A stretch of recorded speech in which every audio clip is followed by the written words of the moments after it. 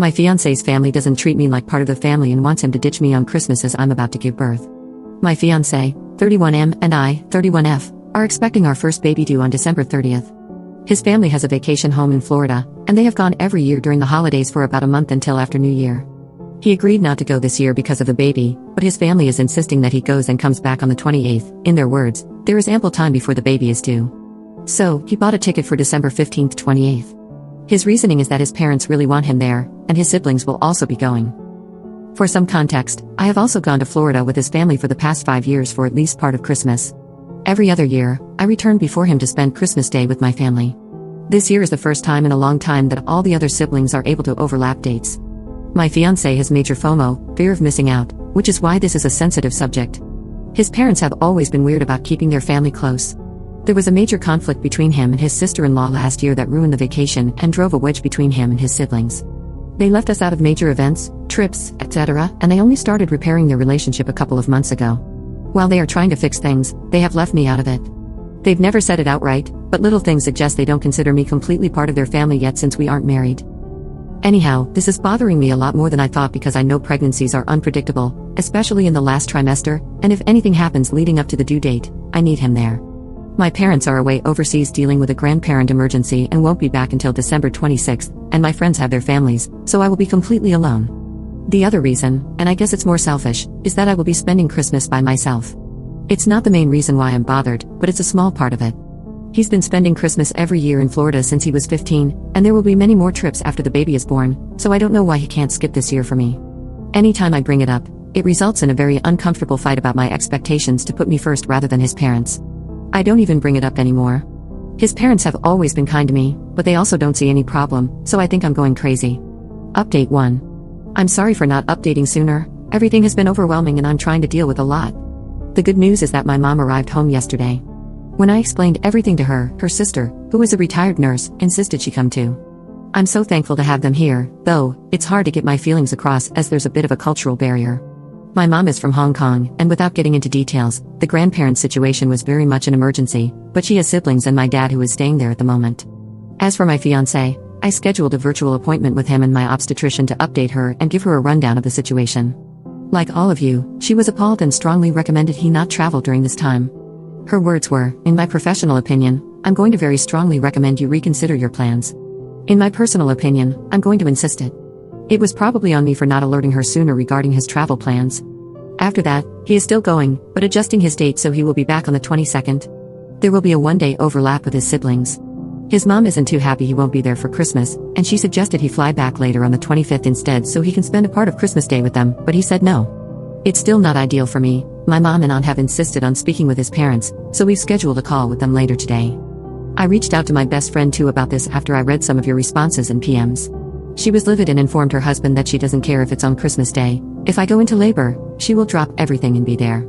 She's also been kept up to date about who will be with me while he is away and will be visiting. I know there were a lot of questions regarding the family, but I can't address all of them. It's too much to write out. Yes, I know they don't treat me completely as family. There have always been small passive-aggressive things that bothered me, like not being invited to Mother's and Father's Day events, left out of family secret Santa, not being allowed to sleep in the same room when we visit, etc. Yes, I know that his mother must be aware that he shouldn't be leaving me at 37 weeks. She's not dumb, and I update her after all my appointments, so I know she knows this too. I don't know why she's saying it's okay, but I have an idea why. My mom has made it clear she will be addressing all of this in the call. Some of you wondered how they can afford to go to Florida for a month. His parents are retired and snowbird there. His siblings and sister-in-law all have 9-to-5 jobs that are partly remote, so they are lucky enough to take their work to Florida and work there. My fiancé is a gig worker, so he dictates his own schedule. Obviously, their schedules don't always align. I haven't shown him this thread yet. At the moment, it's just one more thing I don't want to deal with. I may in the future, but I have suggested we go to therapy before we set a wedding date, and he agreed. I'm also seeking counseling for myself. I'll try to update again after the baby comes. It might be a while, but please know that I am safe and have a lot of love surrounding me. Update 2. Happy holidays everyone. I know some of you were asking for an update, so here it goes. My baby girl was born on December 20th at 6 pounds 10 ounces at 9:42 p.m. My mom, aunt, and best friend were there during labor. My mom was present during birth. She's healthy, and we're all exhausted, but I'm so grateful for my support system. My ex-fiancé did not make it for the birth. During the video call with his mother, my mom told her that he needs to come back immediately, otherwise, she will be taking me home, and they will not be welcome to visit the baby. It was a very heated call, but the outcome was that my mom unpacked up my things, and we went back to my parents' house where I currently am still residing. So, you can guess what happened there. I had a very upsetting phone call with him about his priorities now that we were literally down to the wire, and the conversation ended without much resolution. He hung up on me.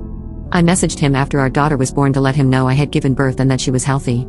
He tried to video call a lot after that, but I didn't pick up. He returned home on the 22nd as planned. Of course, I wasn't at the condo. I think they all thought my mom was bluffing.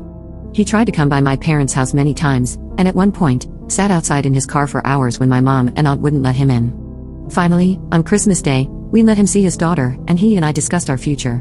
My mom and aunt have been very vocal about breaking off the engagement, and I agreed that after the call with his parents, I didn't want to be involved with a family who was so selfish.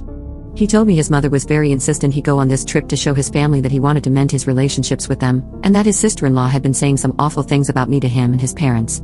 I had told her some things in confidence a couple of years ago about some issues I was having with him, and she turned it around on me. This was the nail in the coffin. I can't possibly marry into a family this toxic.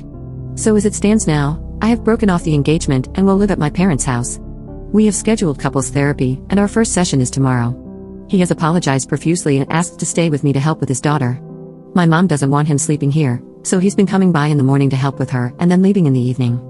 His parents have told him that they would like to see our daughter as soon as they come back, and he has video chatted with them once to show our daughter to them. That's basically where we stand now. Undoubtedly, the situation will get more complicated once his parents come back, but I can't think about that right now. My baby girl is healthy and has a nursery set up in my childhood bedroom. She's surrounded by people who would give her the world. My aunt, who I haven't seen since I was 10, is here. Those are the positive things I'm focusing on.